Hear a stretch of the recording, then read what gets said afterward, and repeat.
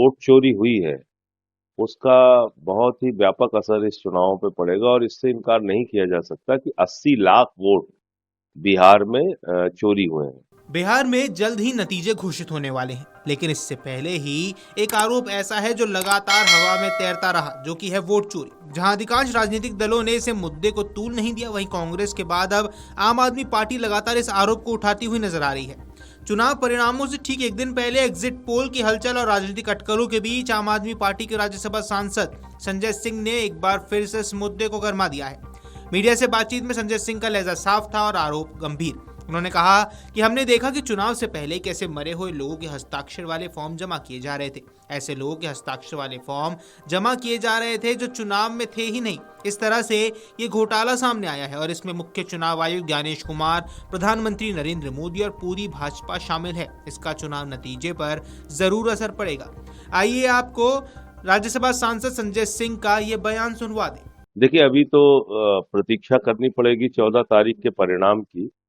लेकिन एक बात मैं स्पष्ट तौर पे पहले दिन से कह रहा हूं कि जो वोट चोरी हुई है उसका बहुत ही व्यापक असर इस चुनाव पे पड़ेगा और इससे इनकार नहीं किया जा सकता कि 80 लाख वोट बिहार में चोरी हुए हैं। 80 लाख मतदाता वोट देने से वंचित हुए हैं।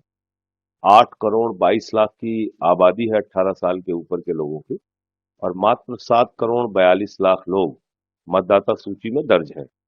और हमने देखा कि चुनाव के पहले किस तरीके से मरे हुए लोगों का साइन करके फॉर्म जमा किए जा रहे थे।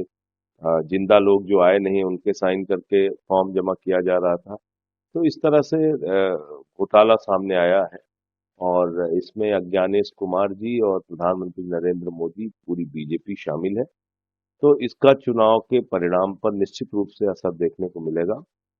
बाकी 14 तारीख की प्रतीक्षा कीजिए। उनके ये शब्द ऐसे थे जैसे चुनावी शोर खत्म होने के बाद भी किसी छिपे तूफान की चेतावनी दे रहे हो। संजय सिंह का दावा सिर्फ एक संख्या भर नहीं था, ये उस शक का आकार देता है जिसे बार बार वे सार्वजनिक मंचों से उठाते रहे हैं कि मतदाता सूची में गड़बड़ी, नामों का गायब होना और कई जगहों पर तकनीकी त्रुटियों ने पूरे चुनाव की पारदर्शिता पर अब सवाल खड़े कर दिए हैं। नतीजा जो भी हो, लेकिन संजय सिंह के इस आरोप ने मतदान प्रक्रिया की निष्पक्षता को एक बार फिर से बहस के केंद्र में ला दिया है।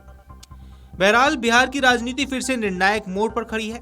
14 नवंबर यानी कल चुनाव परिणाम सामने आने वाले हैं। राज्य भर में उत्सुकता चरम पर और हर राजनीतिक खेमे में बेचैनी अब लगातार बढ़ती जा रही है। एग्जिट पोल्स ने पहले ही माहौल बदल दिया है। ज्यादातर सर्वे ये इशारा कर रहे हैं कि नीतीश कुमार के नेतृत्व वाला एनडीए एक बार फिर स्पष्ट बहुमत के साथ सत्ता में लौट सकता है। दूसरी ओर तेजस्वी यादव, जो कि आरजेडी का युवा चेहरा है, महागठबंधन के मुखिया हैं, उन्होंने एग्जिट पोल को सिरे से खारिज कर दिया है और उनका दावा है कि जनता ने बदलाव को चुना है और महागठबंधन की सरकार बननी है। अगर आप ये वीडियो YouTube पर देख रहे हैं तो हमारे चैनल को सब्सक्राइब कर बेल आइकन दबाएं और Facebook पर देख रहे हैं तो हमारे पेज को लाइक करें।